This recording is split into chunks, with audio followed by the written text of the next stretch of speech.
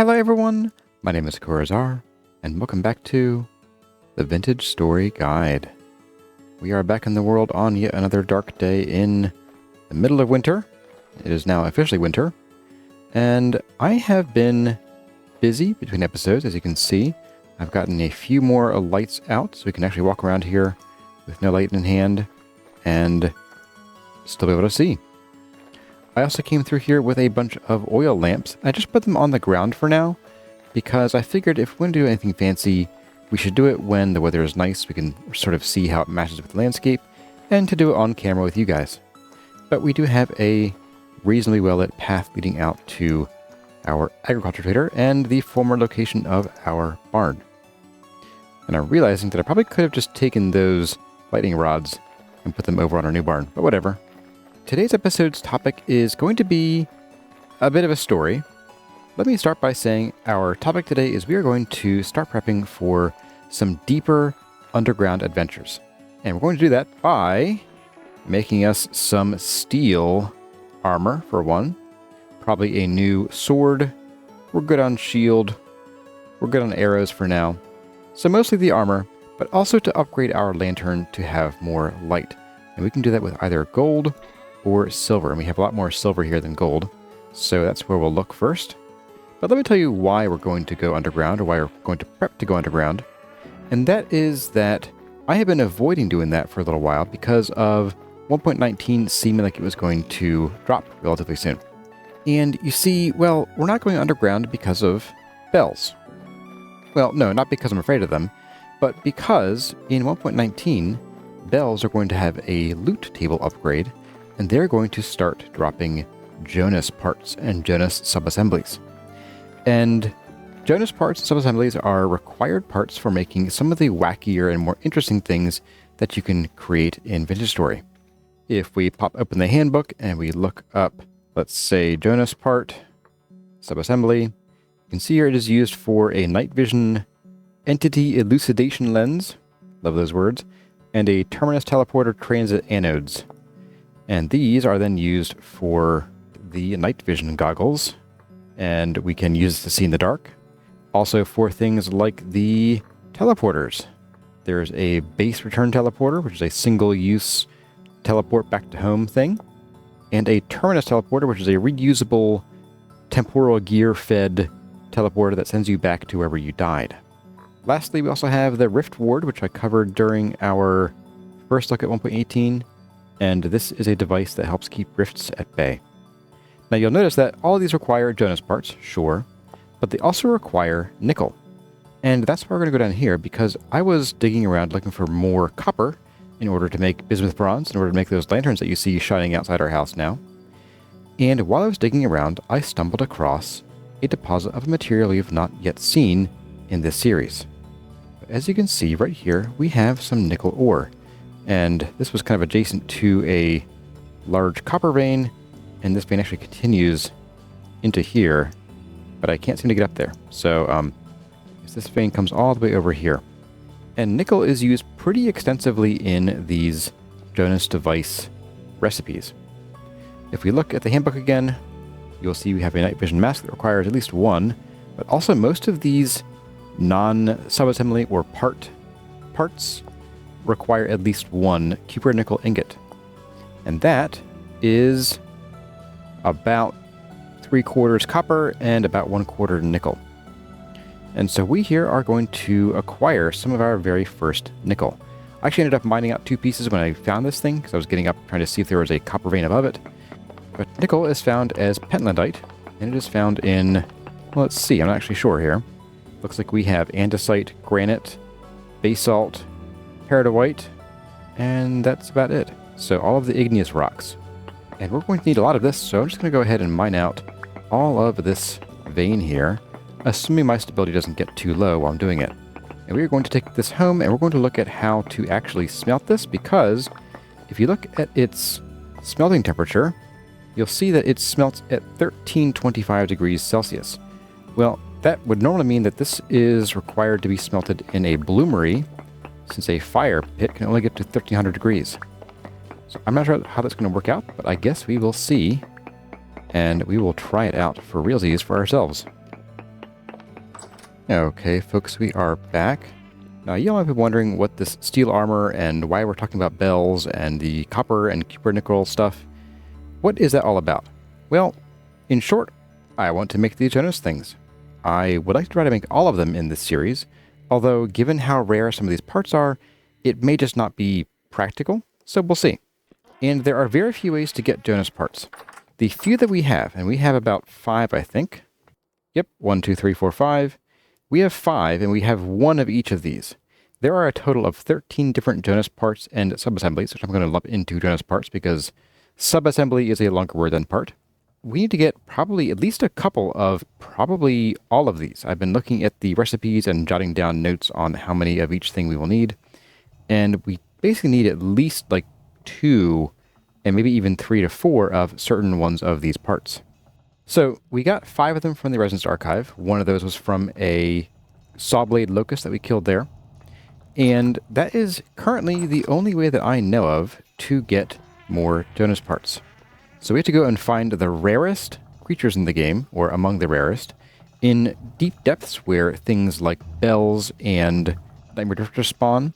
And then we have to hope that they drop the parts that we want, because each sawblade locust will only drop 1 Jonas part. And certain parts have a much higher and much lower probability of dropping than others. There is one that has a 50-50 chance of dropping, but others that only have as little as a 4% chance of dropping. So we need to prepare to fight a lot of locusts.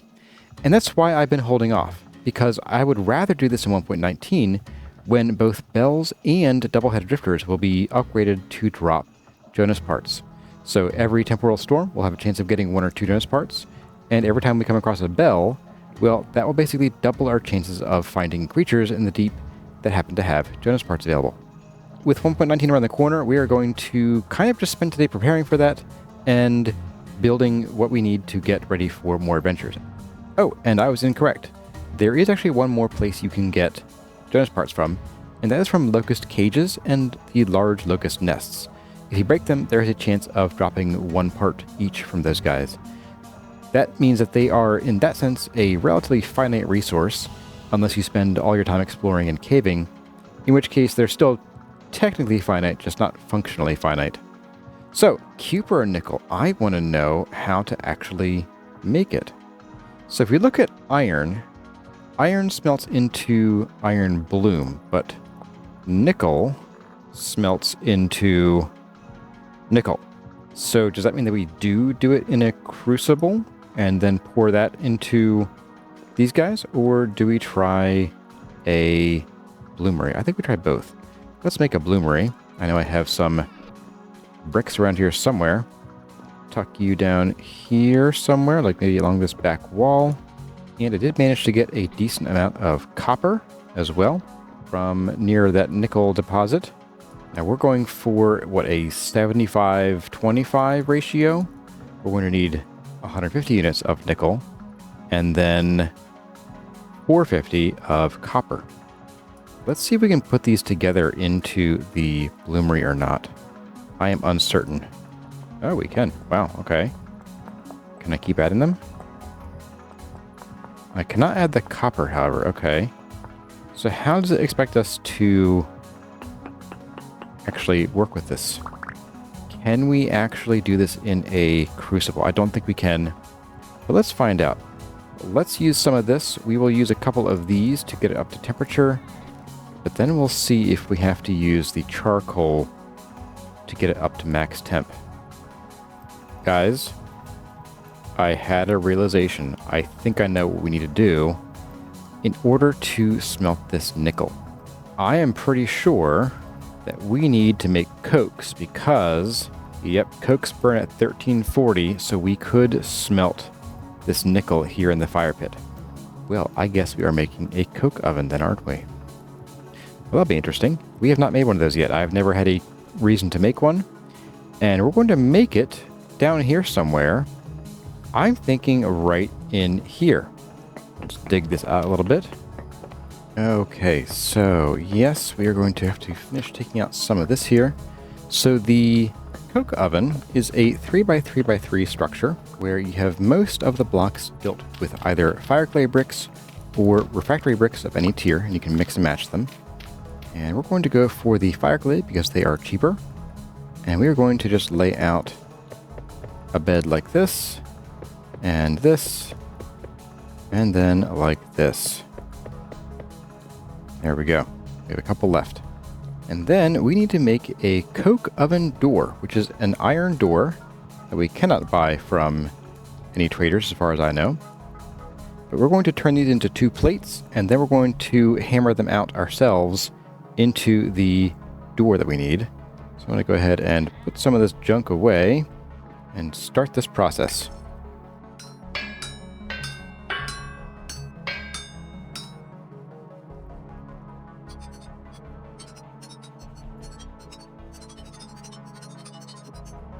And there we go. We can now cool you down. Let's take a break for a quick bite to eat. And let's go slap this coke oven door in place right there. A coke oven can only accept brown or black coal. While you can put anthracite in it, it won't actually do anything for you. And we are going to actually use black coal for this, even though we don't have a whole lot. That's okay. But we're just going to stack this in here, and we're going to light it up, and we're going to walk away for about a day or so. And we have to close the door in order for it to work. Now, if we had made this above ground, we would be able to see a bit of smoke rising up there. Let's go see if we can see that or not. Maybe we can. I'm not seeing much, and it should be right about here. Let's see if maybe we need to dig down and take a look at it here. There it is. We can maybe put this dirt back and maybe build like a little glass chimney so we can see down inside to make sure it's working. But now that we know that it does work, we probably don't need to check except to make sure that it's done. So I'm just going to leave that there for now. Okay, with our coke oven firing, and that black coal will give us 12 coal cokes when it's done, whereas brown coal will give us 8. We are going to proceed to making our suit of armor that we'll be wearing into the depths. Now, sure, we could wear our Forlorn Hope armor, and it's still in pretty good shape, but when I go into the deep, deep depths, I like to be very, very well protected, and as protective as this is, it is still only tier 3 protection. However, steel armor is tier 4 protection, so it protects basically about twice as good on average against things like Nightmare Drifters and Sawblade Locusts. So we're going to go with steel full plate armor. You will note that we do not have enough steel here. We are actually 2 ingots short of a full suit of armor, but we have 1632 more ingots processing right now, so we will have plenty, and they are 90% done, which means we have maybe half a day to go. So these will probably finish before we even finish all the plates we need for this armor. And speaking of plates, we're going to make a grand total of 36 plates because we need 20 to turn into pieces of chainmail, and then we need 16 just plates for the actual plate armor, because in order to make this, we're going to start with leather jerkins for the chest and pants, and then we'll turn those into chainmail, and then all of those get turned into plate armor with chain as the base. So I'm going to get to help hammering over here, and we're going to hammer out 36 plates. And after that's done, 20 of those are going to be hammered into pieces of chain. Somebody send help. I might go crazy doing this. But anyway, I'll see all of you on the other side of this project.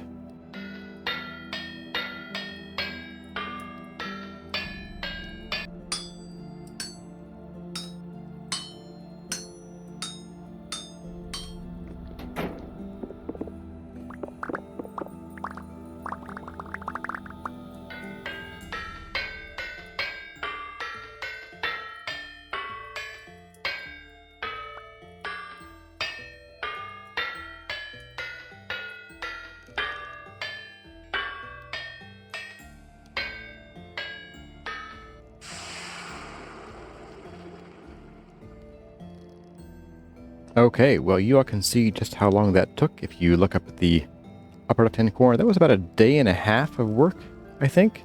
Just about. So, yeah, that was, that was a lot of smithing and hammering. I had to take my headphones off so I wouldn't go crazy with the bang, bang, bang, bang, bang.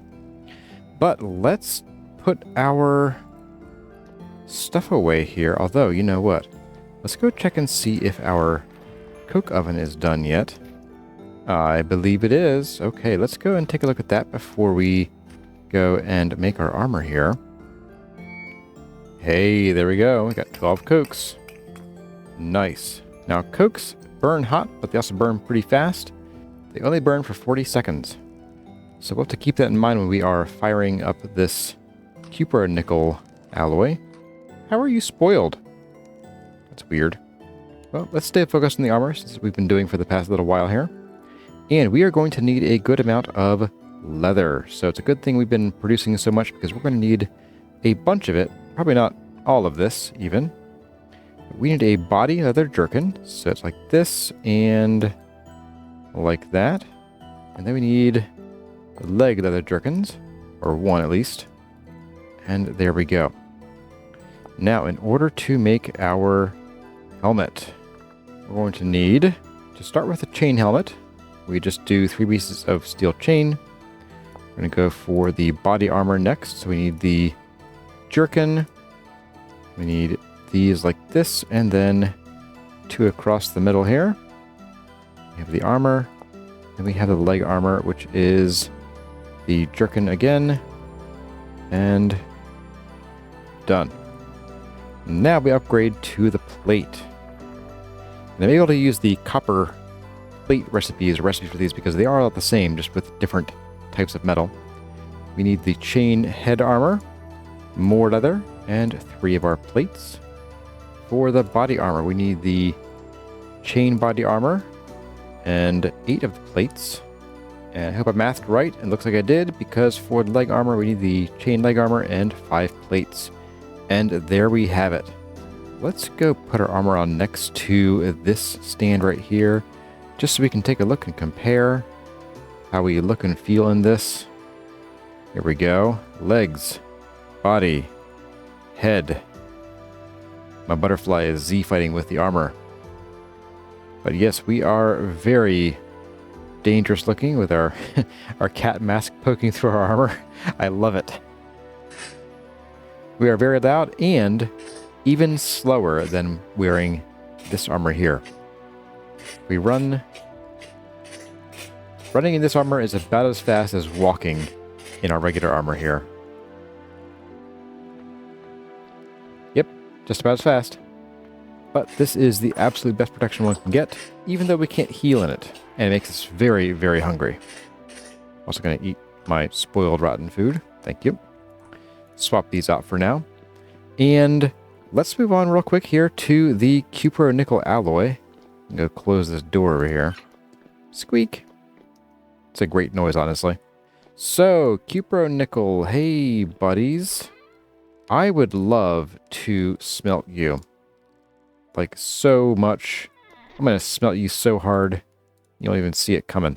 Let's go ahead and light this up. I'm going to use a piece of anthracite to get it up to temperature, and then we will move it the rest of the way up to 1340 with the coke. Although I might even throw in a single piece of charcoal to get it to 1300, because this coke is expensive and annoying to make, and I want to use as little bit as possible. Oh, okay.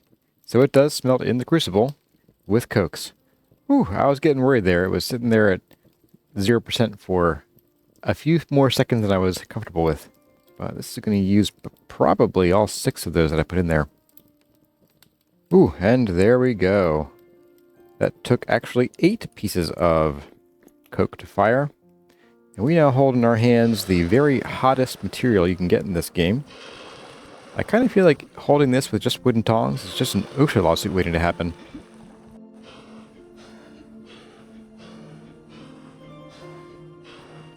Okay, 10 ingots of white hot ingot, and wow, that is really cool to look at.